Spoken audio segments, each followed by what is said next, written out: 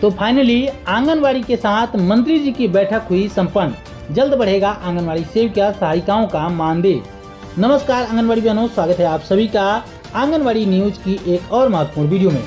कल यानी कि 29 सितंबर को आंगनवाड़ी कर्मचारी संघ के पदाधिकारियों के साथ मंत्री जी की एक बैठक संपन्न हुई, जिसमें क्या क्या बातें हुई, किन किन बिंदुओं पर सहमति बनी, आइए एक लेटर के माध्यम से समझते हैं। बैठक के समाप्त होने के बाद आंगनवाड़ी संयुक्त संघर्ष समिति के द्वारा एक लेटर जारी करके इसकी सूचना दी गई, जहां पर बताया गया है कि 29 सितंबर पटना बिहार राज्य आंगनवाड़ी संयुक्त संघर्ष समिति केदार भवन अदालतगंज पटना का आपात बैठक मंत्री स्तरीय वार्ता के पश्चात कुमारी रंजना की अध्यक्षता में केदार भवन अदालतगंज पटना में संपन्न हुई।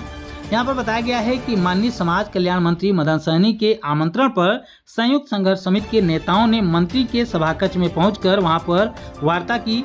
उसके बाद बताया गया है कि नेताओं ने सभी अन्य मांगों को दरकिनार करके सिर्फ अतिरिक्त प्रोत्साहन राशि के सवाल पर वार्ता करने की इच्छा जाहिर की, यानी कि आंगनवाड़ी कार्यकर्ताओं की तरफ से केवल एक मांग को लेकर वार्ता करने की इच्छा जाहिर की गई। वो मांग थी कि आंगनवाड़ी कार्यकर्ताओं के लिए बिहार राज्य सरकार अतिरिक्त मानदेय 10,000 रुपए दे, यानी कि सिर्फ एक मुद्दे पर यहाँ पर वार्ता हुई।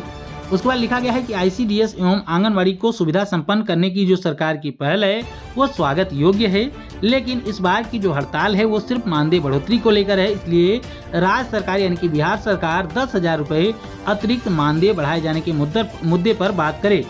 माननीय मंत्री जी मदन सहनी ने कहा कि हमारा जो विभाग है वो और सरकार दोनों निरंतर आंगनवाड़ी कर्मियों के मानदेय को बढ़ाने का प्रयास कर रही है। इसके लिए मुझे कुछ और वक्त दिया जाए। हम सकारात्मक पहल कर रहे हैं, परंतु सभी फैसले हमारे स्तर से संभव नहीं हो पाते हैं। यानी कि सीधे तौर पर कहा गया है कि हम आंगनवाड़ी कार्यकर्ताओं के मानदेय को बढ़ाने का प्रयास कर रहे हैं, लेकिन सभी चीजें हमारे स्तर से संभव नहीं हो पाती। उसके बाद यहाँ पर मुख्यमंत्री जी से भी बात करने का अनुरोध किया गया, जिसका भी आश्वासन मंत्री जी के द्वारा दिया गया। आश्वासन मिलने के बाद भी आंगनवाड़ी कार्यकर्ताओं ने अपने आंदोलन को समाप्त नहीं किया। आंगनवाड़ी कार्यकर्ताओं का कहना है कि जो वार्ता हुई है वो पॉजिटिव हुई है, लेकिन फिर भी हड़ताल को समाप्त नहीं किया जाएगा। जब तक मानदेय प्राप्ति नहीं हो जाती है तब तक आंगनवाड़ी कार्यकर्ताओं की ये हड़ताल जारी रहेगी।